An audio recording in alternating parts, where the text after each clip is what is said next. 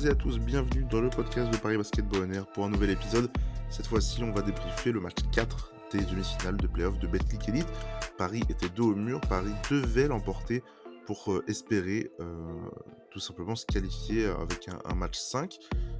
C'est le cas, Paris a remporté son match 4, alors ça a été un petit peu compliqué à aller le chercher. Paris a d'abord eu globalement la main sur toute la rencontre, avant de perdre pied dans les dernières secondes. L'Asvel a arraché un peu de manière, avec un exploit, la prolongation, mais derrière, notamment avec un TJ Shorts historique, Paris a réussi à remporter cette partie 103-98 et à s'offrir donc un match 5 à l'Adidas Arena dimanche.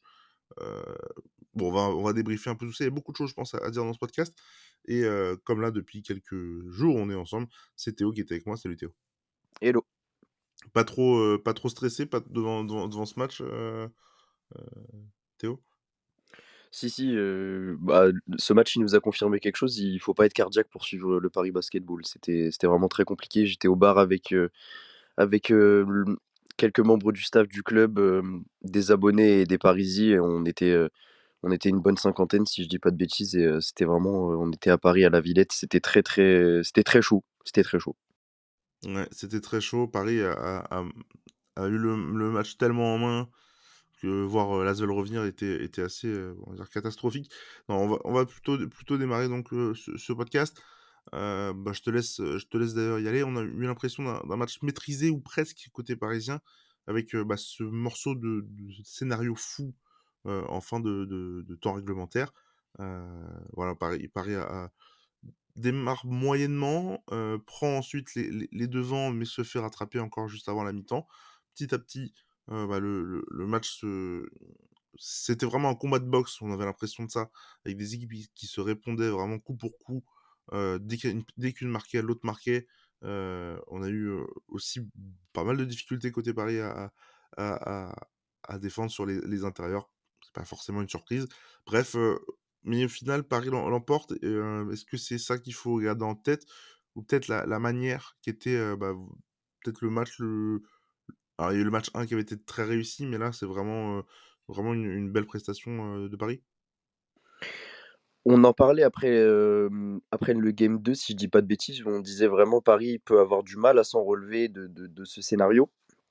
A contrario, hier soir, Paris s'est relevé d'un scénario qui aurait pu, tourner très, très mal. Quand tu regardes le storytelling de la fin de match, vraiment, il y a rien qui va dans le sens de Paris. Paris mène de 7 points et bien en milieu de 4e quart, a mené même jusqu'à 10 points en début de 4e quart, mais s'écroule petit à petit parce que l'Asvel revient bien, met des shoots importants. Ils n'avaient pas eu de réussite tout au long du match avec une adresse vraiment catastrophique à 3 points et ils en mettent un ou 2 dans le 4e quart.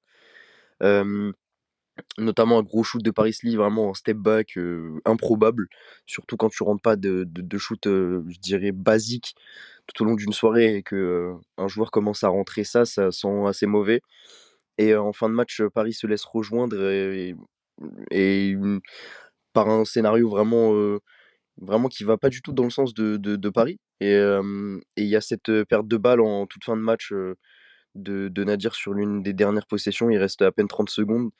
Perte de balle, récupération des joueurs de l'Asvel et qui finit par une claquette de Geoffrey Lauvergne. Tu étais à +10 il y a 5-6 minutes. Tu te retrouves, tu te retrouves à égalité. Nadir a la balle dans les mains après, pour, égaliser, mais se fait pareil, un petit peu chipper la balle par l'Auvergne. Donc c'est terrible au coup de sifflet final, enfin à la fin du 4e quart parce que, tu tes 2 intérieurs qui sont, Kessens et Kratzer qui sont sortis quelques minutes plus tôt pour 5 fautes. C'est compliqué, tu as beaucoup de joueurs à 4 fautes. Justin Simon était à 3 et était super important. Enzo Charmant était à 4 si je dis pas de bêtises. Donc vraiment un scénario pas, idéal, mais Paris s'est relevé, a fait une énorme prolongation, notamment TJ Shorts et Paris a su gérer sa prolongation, a pas été mené de la prolongation.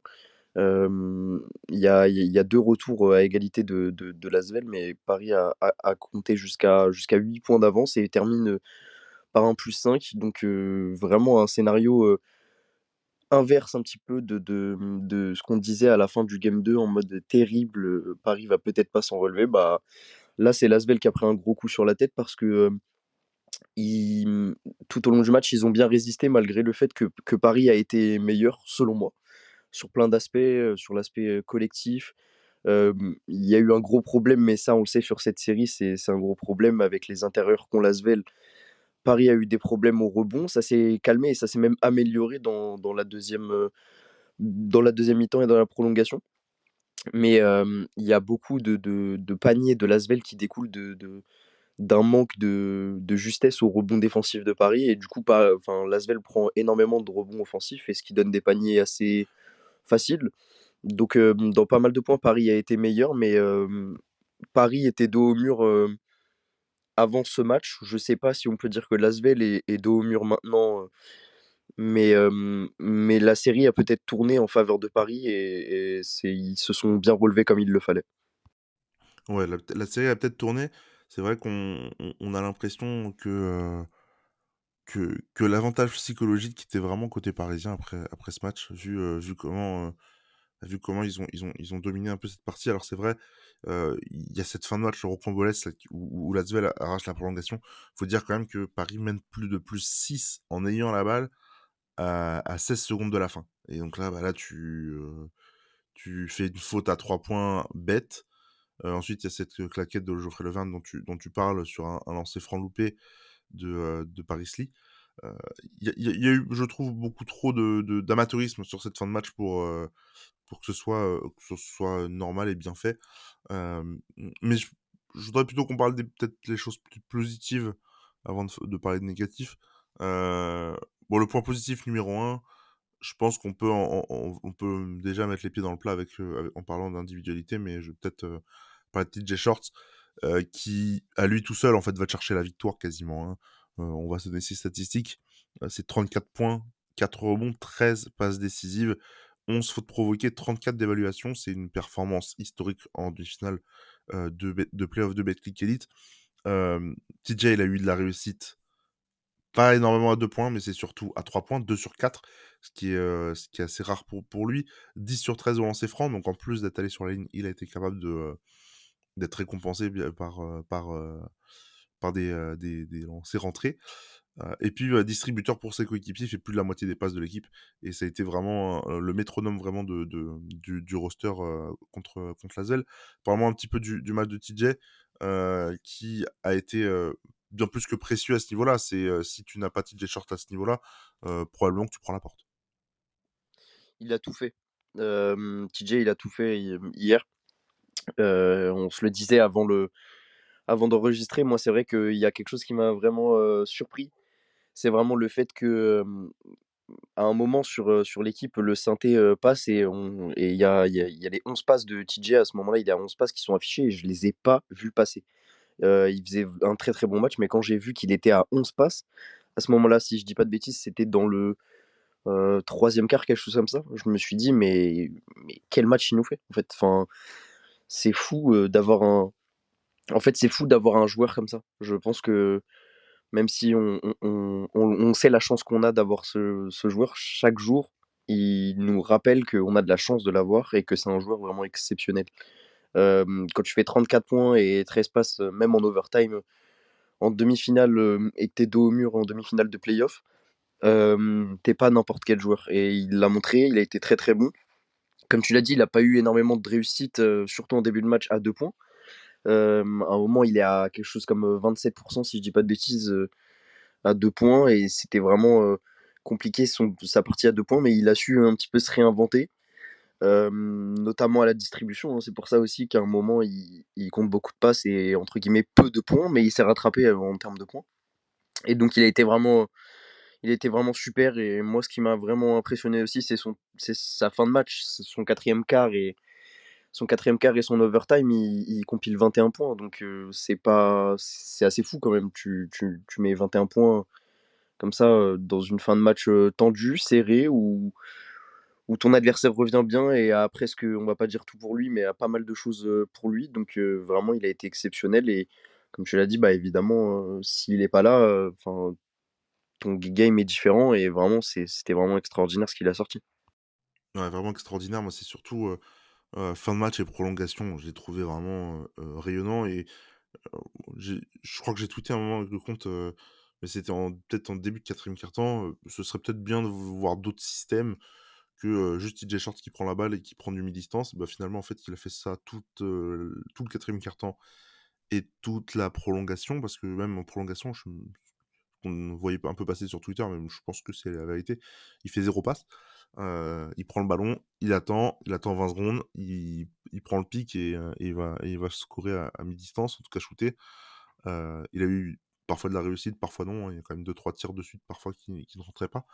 Heu, mais c'était, tactiquement en tout cas, c'était très simple et l'Asvel a jamais réussi à s'adapter à son à comment il jouait.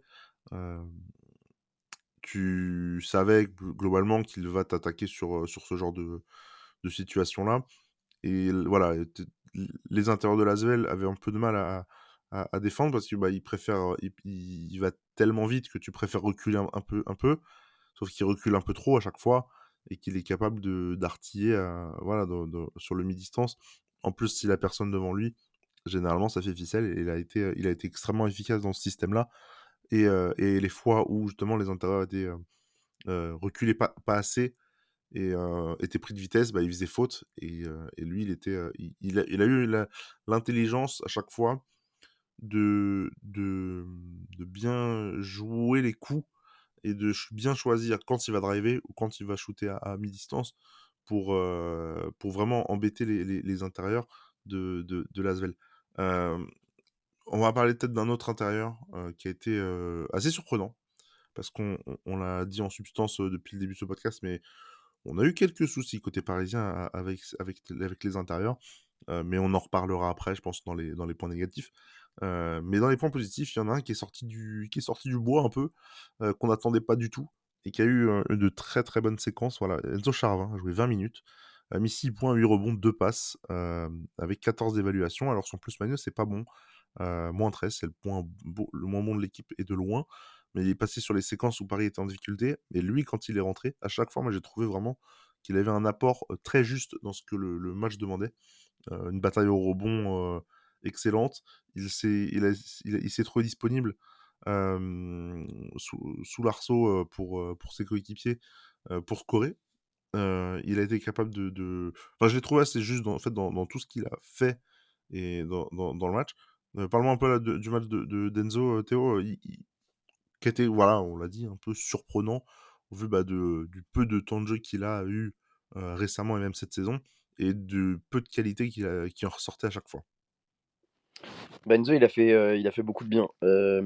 Il a mis entre guillemets que 6 points, mais ces 6 points, à chaque fois, c'est sur des dunks un petit peu rageurs, à des moments compliqués, notamment pour revenir un petit peu quand t'es mené. Moi, j'ai bien aimé sa présence au rebond. Il est assez tanké et large, donc c'est quelqu'un qui, au rebond, si t'es adversaire, tu t'aimes pas avoir ce mec dans ta raquette ou dans la raquette adverse pour prendre des rebonds. Bah, il en a pris 8. Il en a pris 8 dont 7 défensifs. Il a eu vraiment une présence dans la raquette qui a pesé. Et vraiment, il a fait vraiment beaucoup de bien.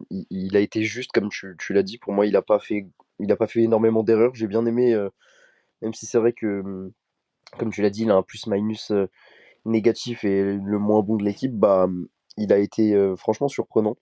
Et moi, j'ai bien aimé ses phases défensives où il n'est pas aidé. Tu vois qu'il a peut-être un petit manque, entre guillemets, de maturité sur des fautes un peu bêtes. On en parlait notamment. Alors, ça, c'est ce qui est dommage, c'est que ça se vaut pour pour tous les intérieurs de Paris. Donc, au final, l'excuse de la jeunesse se vaut pas forcément, hein. Kraser et Kessen sont aussi des spécialistes pour prendre des fautes un petit peu bêtes. Mais Enzo, un petit peu pareil. Et c'est un aspect de son jeu qui pourrait gommer pour devenir un intérieur vraiment super fiable. Il a claqué un contre monumental, même si derrière, bah, il y a personne pour sécuriser le rebond. Et je crois que c'est sur l'action où il se fait un petit peu mal, mais il se relève tout de suite après. Bah, il a eu vraiment de la présence et il a fait beaucoup de bien. Donc je pense qu'il faut continuer comme ça. euh, Parce que la régularité, ça n'a pas toujours été son fort en termes de temps de jeu, notamment. il a pas été aidé cette saison avec entre les blessures, les moments où il est un petit peu écarté du groupe parce que ça marche plutôt bien sans lui. Donc, faut continuer comme ça et il a été très très précieux, donc c'est parfait. Ouais, et en fait, ce qui est fou, c'est que bon, c'est un garçon qui a pas eu forcément beaucoup de temps de jeu et qui avait pas le temps du coup de se mettre en rythme. Et là, je trouve qu'Izalo lui a laissé sa chance parce qu'il a été très vite dedans. Il met un panier assez rapidement, prend des rebonds assez rapidement. Du coup, Thomas l'a un peu installé sur la longueur du match. Et bah, il joue 20 minutes sur la rencontre, c'est un de ses temps de jeu les plus élevés de la saison. Et il a eu un impact sans aucun doute excellent pour Paris. Euh, je voulais aussi qu'on parle un petit peu de la défense parisienne. Alors Paris a encaissé 98 points avec une prolongation. Mais je sais pas ce que t'en penses Théo, mais moi j'ai trouvé que la défense de Paris avait été très bonne. Euh, t'as- ils ont fait des choix, ils ont laissé un peu shooter à 3 points l'Asvel qui d'elle-même a arrêté de shooter parce qu'elle shootait très très mal. Hein. L'Asvel a shooté à 3 sur 20 à 3 points. Alors, bon, on a parlé des difficultés dans le rebond, notamment Mbaye Ndiaye qui a été excellent avec 9 rebonds offensifs. Ils ont pris 20 rebonds offensifs hein, quand Paris a pris 24 rebonds défensifs. Donc la bataille dans la raquette parisienne a quand même été très dure. Mais j'ai quand même le sentiment, personnellement, que la défense de Paris a été excellente et que a mis, toute l'équipe en fait en rythme à chaque fois. Il y a eu pas mal de jeux qui pouvaient s'organiser sur la transition et j'ai beaucoup apprécié de voir cette équipe voilà, avoir une vraie défense, avoir un rebond sécurisé et une vraie, un vrai ancrage, on va dire, pour lancer le match. Est-ce que toi, tu es d'accord un peu là-dessus ou pas du tout? Bah, Paris a forcé 20 pertes de balles côté Asvel. Donc, je suis plutôt d'accord statistiquement. Après, c'est vrai qu'en regardant le match, moi j'étais un petit peu déçu côté défensif.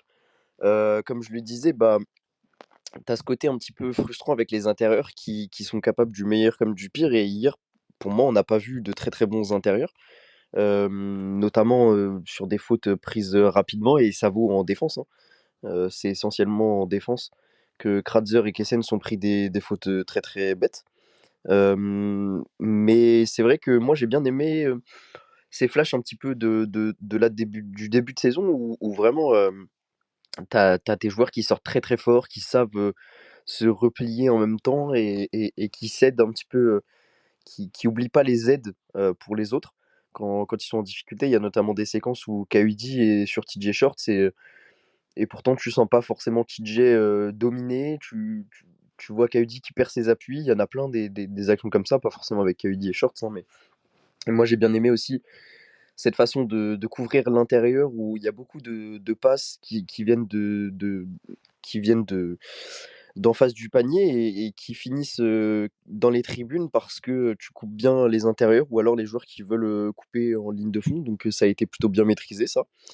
Euh, c'est vrai que ça fait quand même du bien de voir une défense, moi je dirais pas maîtrisée, mais une défense qui rassure un petit peu plus que sur les derniers matchs et qui a su mettre le couvercle quand il le fallait, même si offensivement tu t'es un petit peu pas facilité la tâche sur la fin de match, comme on l'a dit.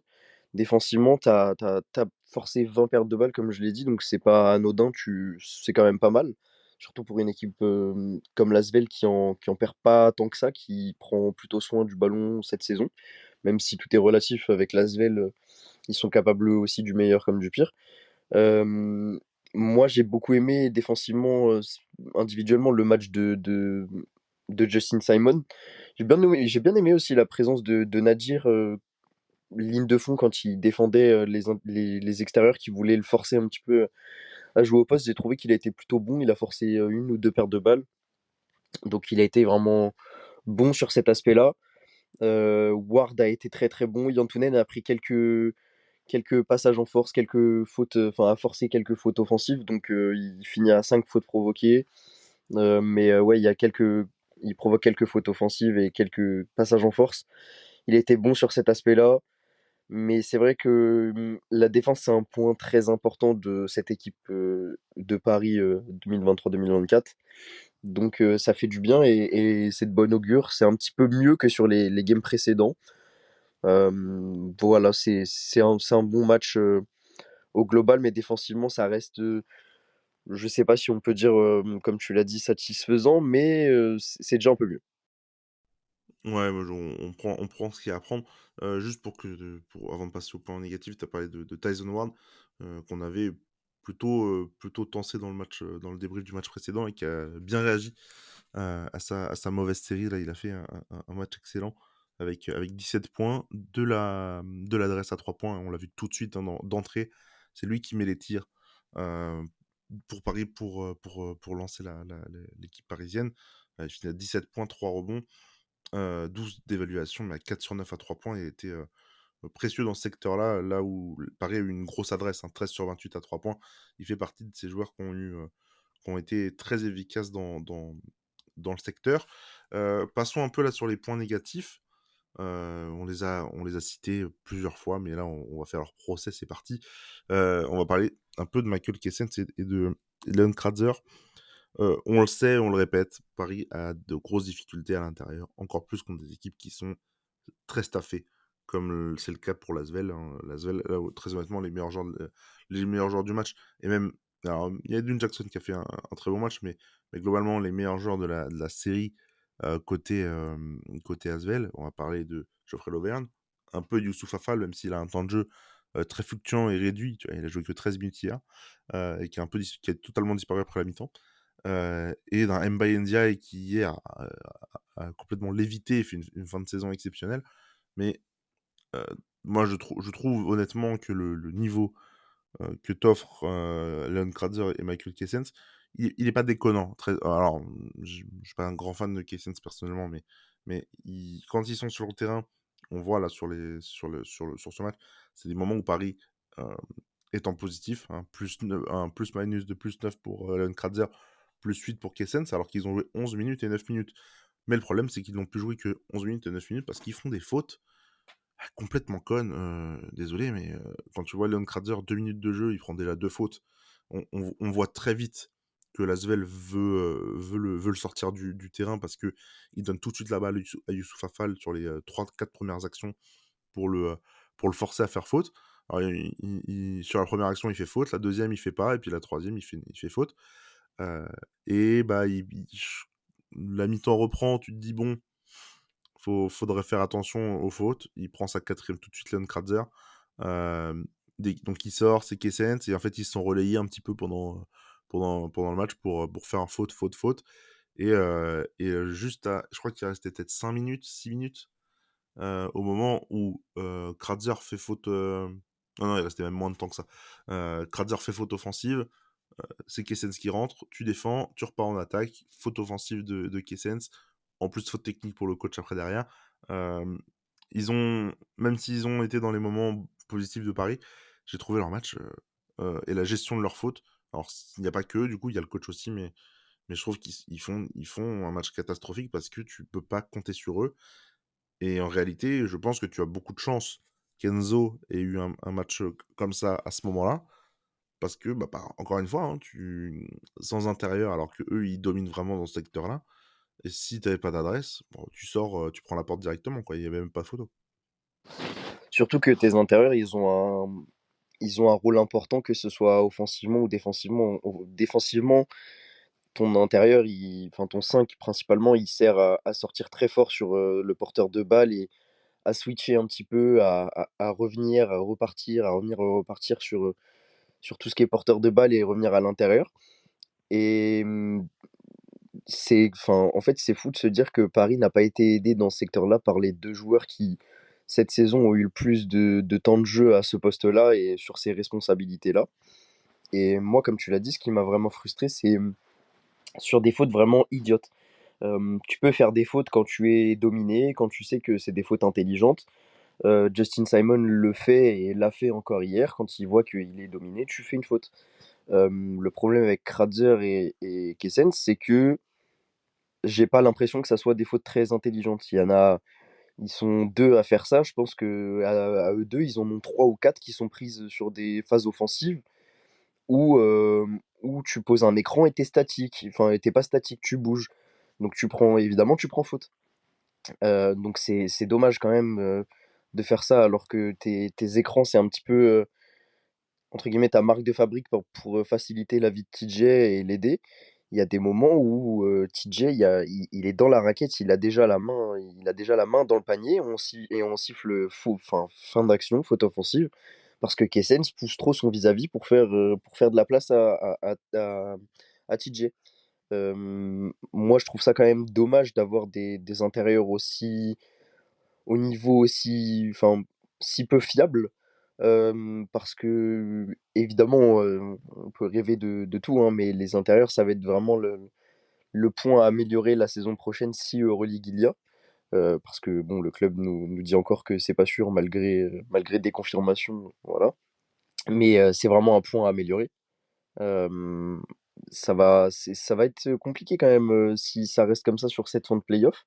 Parce que tu as besoin de tes intérieurs. Ils ont tous eu des flashs, comme toute l'équipe, hein. Ils ont tous eu des flashs cette saison où on s'est dit: «OK, bah, ils sont bien meilleurs, sur ce match-là», et cetera. Et là, sur ces playoffs, tu vois des intérieurs un petit peu perdus et comme tu l'as dit, si tu pas Enzo, bah, à l'intérieur, tu souffres et vraiment, pour revenir un petit peu sur Enzo, c'est vrai que j'y avais pas pensé, mais il faut saluer sa fin de match parce que il est resté quand même agressif tout en ne prenant pas sa 5e faute qui aurait été fatale parce qu'après ton plus grand joueur, c'est Justin Simon et mettre Justin Simon sur une fin de match comme ça, en poste 5, c'est compliqué quand même donc c'est à saluer mais il va falloir plus de fiabilité pour Kessens et Kratzer. Ouais, par exemple, moi, j'ai pas compris qu'un joueur comme Banjassi, ne joue pas ou il a dû jouer à la toute fin de match peut-être, je vois qu'il a eu 1 minute de temps de jeu, Il est j'avoue que rentré j'ai même 30 pas vu secondes rentrer. en milieu de match et je sais pas du tout, il est rentré tardivement et je sais pas comment expliquer il a joué, 2 ou 3 possessions max, quoi. Ouais, bah, voilà, moi je comprends pas son peu d'implication alors que tu embêté, avec tes fautes à l'intérieur. Là, j'ai été regarder un petit peu là pendant que tu parlais. Leon Kratzer sur la série, il a pris 2 fois 5 fautes, une fois 3 fautes. Là sur les 3 derniers matchs, il a fait 13 fautes c'était 10 minutes et 11 minutes de temps de jeu, donc c'est vraiment très, très faible. On va dire que son rendement faute par minute jouée est quand même trop, trop, trop élevé et heu et tu sais, que c'est à gommer pour le match 5, mais effectivement, comme tu l'as cité, s'il y a finale, bah, c'est à gommer pour la finale absolument. Après, il faut dire aussi quelque chose, les arbitres ont eu un petit peu trop le sifflet à la bouche sur la rencontre. Paris a fait 35 fautes, l'Asvel en a fait 31. Donc bon, il y a eu quand même il y a eu cette partie-là où les arbitres ont quand même très peu laissé jouer sur cette partie, mais tu as pas le droit de prendre, voilà, 5 fautes en 9 minutes pour Kessens et 5 fautes en 11 minutes pour Leon Kratzer, sachant que voilà, c'est les seuls joueurs qui sont utilisés plus ou moins au poste de pivot, avec de la régularité et parfois un très bon niveau, en tout cas, une implication collective qui est très bonne. Hem, Dans les points aussi négatifs, bon, je pense qu'il faut quand même qu'on parle du moment chaud, des moments chauds, la gestion des moments un peu charnières dans la partie. On a quand même eu l'impression, je pense à 2 reprises, en fin de match quand l'Asvel est passé devant là et sur les dernières actions, dont on a un peu parlé, avec donc l'égalisation et qui a amené à la prolongation. Je trouvais quand même que ces moments un peu charnières du match ont été globalement très mal gérés par Paris, et qu'il y avait pas raison de s'affoler. Quand il y a plus 6 à 16 secondes, de la fin, tu ne dois pas t'affoler. Quand il y a plus 10, il reste 2 minutes, tu n'as pas le droit à l'erreur en faisant n'importe quoi. Surtout à ce niveau-là de compétition contre une équipe d'Euroleague. Même si on dit que Paris est favori parce que les dynamiques, parce que Paris a gagné énormément de matchs cette année, l'équipe en face, elle est quand même très sérieuse, très, très sérieuse et je trouve, personnellement, que quand tu as ce genre de moment, tu as eu l'impression que Paris a eu peur de gagner peut-être, je sais pas. Mais en tout cas, c'est une impression c'est l'impression qu'ils m'ont laissé, après le match de me dire: «Bon, il y a eu le patron qui a remis les choses à l'endroit en prolongation, mais quand on attaque la prolongation», moi je me dis, par exemple, je pense que tu avais plus ou moins le même avis que moi, tu te dis: «Bah, le match il a tourné et c'est l'Asvel qui va le prendre». Ouais, comme on l'a dit, à la fin du 4e quart, on était tous, on s'est tous regardés parce qu'on savait que ça allait être vraiment très, très compliqué et la balance avait tourné côté Asvel. C'est vrai que la gestion des moments chauds, c'est quelque chose qu'on a salué toute la saison, sur des matchs vraiment très importants où tu sais clôturer défensivement et offensivement. Et sur cette série, et plus particulièrement sur ce match, ça a été compliqué quand même. Comme tu l'as dit, en fin de match, tu dois pas faire cette faute à 3 points de Yankinen dans les dernières secondes qui te donne 3 lancers, qui permet de remettre la pression, de revenir à même pas une possession. Donc ça, c'est une faute un petit peu bête. Euh, on en a parlé, et la gestion des rebonds, vraiment, c'est fou de ne pas se faciliter la tâche comme ça, de même se la compliquer en abandonnant un petit peu ce poste-là, de se dire que voilà, tu peux sécuriser et progresser un petit peu dans le temps et avec la balle en prenant des rebonds assez faciles. Et pourtant, on se complique la vie avec des mains un petit peu fuyantes où tu laisses des rebonds, tu perds des ballons comme ça bêtement. Donc c'est vrai que cette gestion des moments chauds hier, elle a été quand même compliquée. Et comme on l'a dit, hein, tu as été devant de plus 10 à 5-6 minutes de la fin du match. T'es devant de plus 6 à moins de 20 secondes de la fin du match. C'est vrai que c'est compliqué d'être une équipe de haut niveau et de faire ces erreurs-là, surtout contre une équipe de Lasvel qui sait insister sur les points faibles d'une équipe, qui est quand même expérimentée, qui a des joueurs qui ont joué au haut niveau et qui est encore au niveau européen, même s'ils ne performent pas en Euroleague depuis quelques années. Ça reste une équipe d'Euroleague, donc ils savent jouer. C'est bête à dire, mais ils savent très très bien jouer. Donc ça a été très compliqué et Paris peut s'estimer vraiment heureux d'être parti avec cette victoire parce que quand t'as pas une gestion des moments chauds comme ça, en général, ça profite à l'équipe qui a une meilleure gestion des moments chauds. Quand tu as un match aussi arraché, ça part, enfin, la victoire part du côté souvent de l'équipe qui a su le mieux gérer son money time, su gérer les temps forts de l'autre équipe. Donc ça a tourné envers Paris et c'est une bonne chose. Mais attention quand même à mieux clôturer les matchs, à ne pas se faire peur, à avoir confiance en ses coéquipiers parce que, comme on l'a dit, bah, cette faute de Yantunen, je la comprends toujours pas. En fait, pourquoi tu laisses pas shooter? Ça rentre, mais il y avait très peu de chances que ça rentre parce que tu défendais plutôt bien. Hem, Tu étais à l'aise et vraiment, l'Asvel shootait pas bien à ce moment-là enfin, tout au long du match, n'a pas bien shooté, donc il y avait très peu de chances que ça rentre. Et bah, ça serait rentré, on aurait parlé d'un espèce de petit miracle et puis, bah, on passait à autre chose. Mais là, ne pas se faire confiance comme ça, quand tu es devant et aussi bien, depuis quelques minutes, bah, c'est dommage quand même. Donc attention quand même sur la suite des playoffs. Et même, tu parles là de la faute de Yontunen, mais c'est lui aussi qui fait faute sur le n juste avant, non? Ou pas?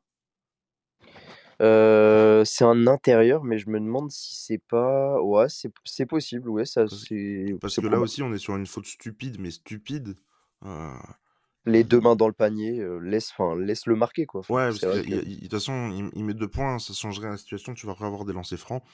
Là, il y a juste vraiment enfin, il y avait vraiment rien à faire à part faire faute, de défendre comme ça et bah, il a fait faute un peu bêtement. Hem, je te propose, qu'on clôture un peu ce podcast par, on va parler un peu du match 5 quand même qui arrive donc dimanche soir, à 19 h à l'Adidas Arena. Donc on va globalement, hein, on va faire simple, le gagnant va en finale. Hem, Théo, qu'est-ce que ça t'inspire là, ce match 5? Est-ce que pour toi Paris a pris l'avantage dans cette série? Je sais que c'est une question un peu bourbier, à laquelle on ne sait pas trop répondre, mais bon allez, on essaie de se mouiller un petit peu. Est-ce que Paris a pris l'avantage ou alors, bah, c'est l'Asvel qui sera en finale contre Monaco? c'est compliqué. C'est très compliqué à pronostiquer. Maintenant, moi, je me dis que Paris était dos au mur, et que Paris a fait un match, correct, même si on l'a dit, il y a beaucoup de points à gommer. Et Paris a eu vraiment l'ascendant sur une très bonne partie de la série, même si, dans les matchs 1 et 3, tu te laisses, remonter par l'Asvel, tu as quand même été devant de +30 et +20. C'est quand même quelque chose qu'il faut pas sous-estimer. Alors ça veut aussi dire que dans les 2 cas, Paris s'est laissé rejoindre dans le game 1, tu étais à plus 30, l'Asvel est revenu jusqu'à plus moins 5, moins 4 si je dis pas de bêtises. Donc quand même, tu te fais quand même sacrément remonter.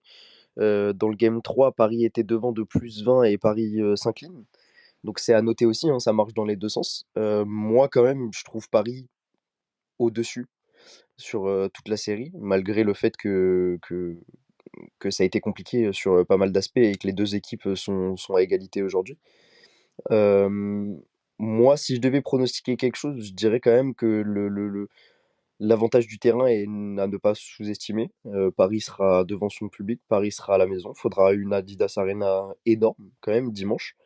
On l'a vu notamment sur les réseaux sociaux, les joueurs poussent. On a vu Tyson sur Twitter demander l'appui du COP. Pareil pour TJ en story Instagram après la victoire. Ça va être à ne pas sous-estimer. Mais aujourd'hui, Paris est sorti vainqueur d'une bataille qui n'allait pas dans son sens, où on voyait que tout allait être compliqué. Euh, donc c'est vrai que moi, en début de série, j'avais dit que j'avais tendance à penser que Paris allait s'arrêter. Moi, je pense que le momentum a tourné et j'espère voir une victoire de Paris. Et moi, c'est ce que je pronostiquerais. Je vois pas évidemment un match au fleuve, que ce soit d'un côté ou d'un autre. Je vois évidemment pas une équipe s'imposer de plus 15 voire plus. Ça me semble très très compliqué. Ou alors vraiment, il faut qu'une des deux équipes soit à un niveau monumental et que l'autre rate très très fort son match. Mais pour moi, ouais, le momentum a tourné, la pression dans les têtes a tourné aussi. Donc, euh, donc pour moi, Paris va s'imposer dimanche. Mais évidemment, ça ne sera pas de tout repos et il va falloir quand même s'appliquer et continuer le travail qui a été fait sur ces derniers jours pour redresser la barre et relever la tête. Et on espère vraiment que dimanche, tous les ingrédients seront côté Paris pour rejoindre Monaco en finale. Bon, je vais pas rajouter beaucoup de choses, je suis plutôt d'accord en tout cas, presque à espérer, on n'est pas là, mais en tout cas, je pense que quand même Paris aura avec l'avantage du terrain et le fait d'avoir remporté ce Game 4 dans ces conditions-là, t'as- on va dire que tu fais en sorte que la pièce tombe de ton côté, même si bah, rien n'est fait du tout. C'est une série qui a été très très serrée dans l'ensemble, hein, parce que même le match que Paris avait remporté, le match 1, en surdominant, ça s'était pas joué à finalement grand-chose, même s'il y a plus 13. L'Asvel était revenu. Euh, ça ressemble vraiment à un combat de boxe. Et tu as l'impression d'avoir mis l'Asvel au tapis sur ce match. Alors, ça veut pas dire que le combat est terminé, mais que tu as pris un bon avantage. Je me dis qu'il y a possibilité avec la manière dont tu as géré le Game 4 de continuer sur ta bonne lancée. En tout cas, tu as fait ce qu'il fallait maintenant pour espérer l'emporter dimanche. Il faudra voir comment tu prépares ça. Il faudra voir si tu as un Colin Malcolm de retour. Ça semble quand même assez difficile à imaginer vu l'ampleur de sa blessure. Euh, voilà, je suis plutôt partagé, je suis comme toi. Je pense que la pièce va tomber d'un côté ou de l'autre et que c'est du 50-50 globalement sur le Game 5. Mais j'imagine quand même Paris l'emporter et aller en finale. Voilà, nous qui sommes généralement les pessimistes un peu de l'équipe, on donne quand même Paris avec la victoire. Ça sent moyen bon quand même, je trouve.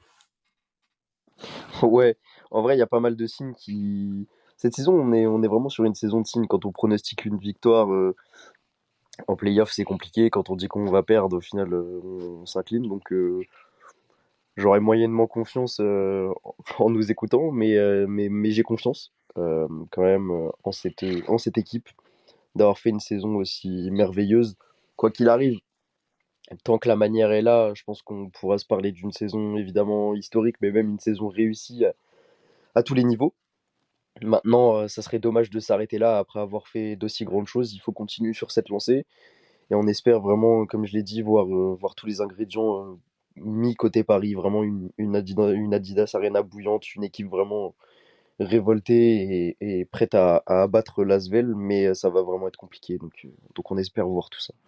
Ouais, ça va être compliqué. Bon, nous, on va s'arrêter là parce qu'on a quasiment fait 40 minutes, quasiment autant que le match.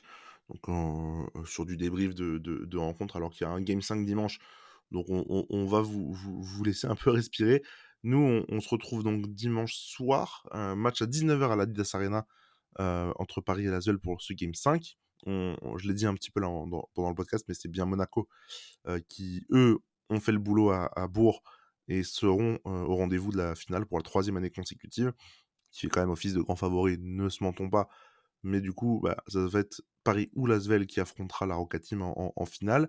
Donc rendez-vous dimanche 19h pour le je crois que c'est sur encore une fois la chaîne L'équipe, la rencontre.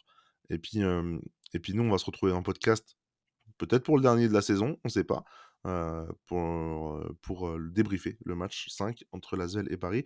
Merci Théo d'avoir fait ce podcast avec moi et on se dit donc à dimanche pour le prochain podcast. Allez, ciao, ciao. Salut.